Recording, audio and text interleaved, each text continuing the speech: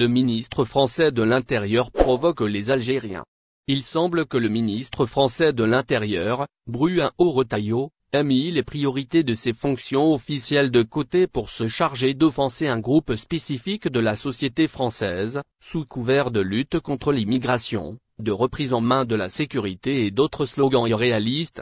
Cette fois, il a fait des déclarations provocatrices et offensantes à l'égard des musulmans de France, en appelant à l'interdiction du voile lors des sorties scolaires et à la nécessité d'étendre cette interdiction à l'avenir aux activités sportives.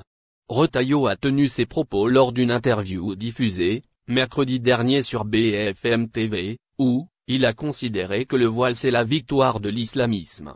Il pense, également, déclarer que le voile, c'est un marqueur pour inférioriser le statut de la femme, avant d'ajouter. Pour les accompagnatrices scolaires, il y a l'école dans les murs, où le voile est interdit et il y a l'école hors les murs et je pense qu'il faut que le voile pour l'école hors les murs soit aussi interdit. Retailleau a également exprimé son souhait d'interdire le voile dans les compétitions sportives, puisque tous les symboles religieux, politiques, ou syndicaux nuisent aux valeurs qui nous rassemblent, qui sont les valeurs du sport.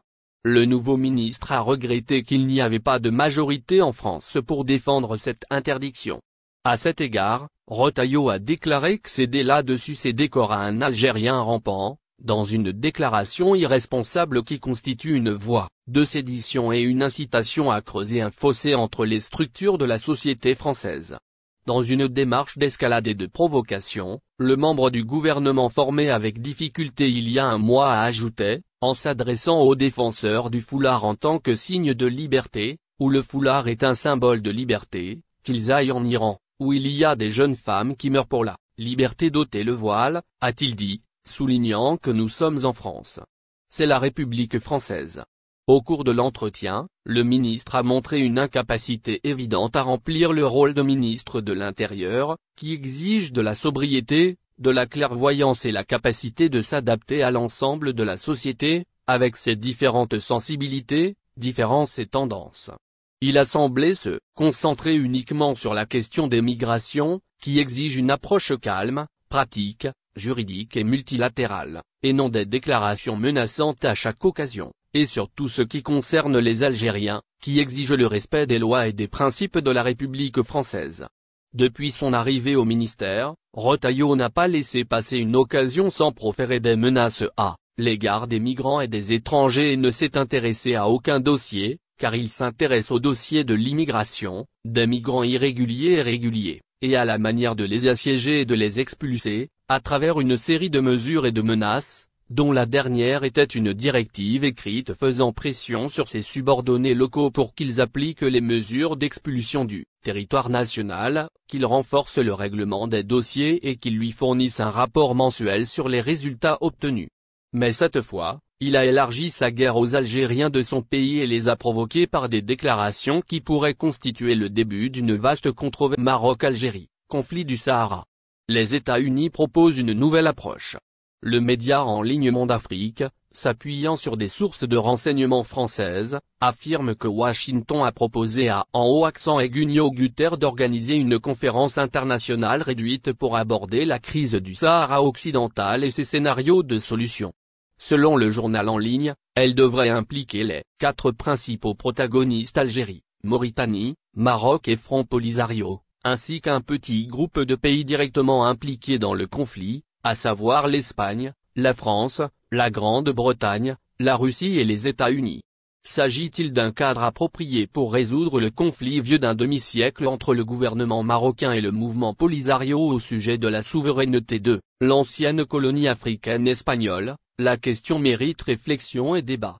La crise dans les anciennes provinces espagnoles. Lorsque l'Espagne s'est retirée du Sahara, elle a signé un accord avec le Royaume du Maroc et la République de Mauritanie à qui elle a transféré l'administration du territoire en attendant un référendum de la population, accord qui a été déposé au registre de l'ONU, c'est envenimé. L'ONU n'a pas été en mesure de résoudre le différend, pas moins de 7 secrétaires généraux ont été contraints de jeter l'éponge.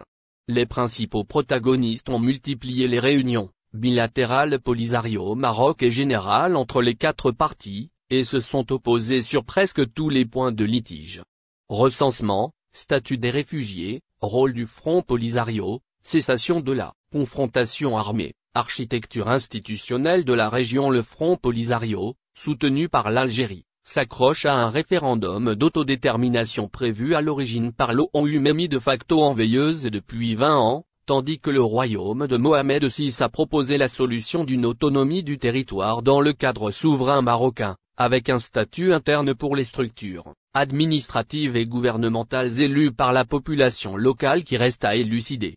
La proposition de l'administration démocrate de Donald Trump, si elle est confirmée, serait la meilleure garantie internationale pour la mise en œuvre des accords auxquels les 4 parties concernées pourraient parvenir. Le Maroc ne croit pas que l'Algérie respectera l'éventuelle feuille de route adoptée par la conférence, ni que le Front Polisario acceptera de déposer les armes et de s'intégrer dans la région autonome sous la forme convenue, et qu'il ne s'agit que d'une tactique pour poursuivre la lutte armée pour l'indépendance dans le territoire contesté. De son côté, l'Algérie et sa partie sahraoui ne font pas confiance au Maroc pour respecter les droits et libertés de la population du territoire, en cas de mise en place d'une autonomie régionale. Le Front Polisario ne voit pas non plus d'un bon œil le fait d'être pris entre deux feux et d'être un atout dans la manche de chacune des 2 puissances hégémoniques du Maghreb. Quant à la Mauritanie, elle craint que la minorité sahraoui vivant sur son territoire souverain ne soit utilisée comme monnaie d'échange par les 3 autres protagonistes. Les garanties internationales ne seraient obtenues que si les pays tiers impliqués s'érigeaient en arbitre et en juge du conflit.